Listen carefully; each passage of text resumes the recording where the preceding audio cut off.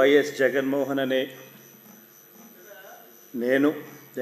రెడ్డి అనే నేను శాసనసభ సభ్యునిగా ఎన్నికైనందున శాసనం ద్వారా నిర్మితమైన భారత రాజ్యాంగం పట్ల నిజమైన విశ్వాసం, విధేయత చూపుతానని, భారతదేశ సార్వభౌమాధికారాన్ని, సమగ్రతను కాపాడుతానని, నేను స్వీకరించబోయే కర్తవ్యాన్ని శ్రద్ధాసక్తులతో నిర్వహిస్తానని దైవసాక్షిగా ప్రమాణం చేస్తున్నాను.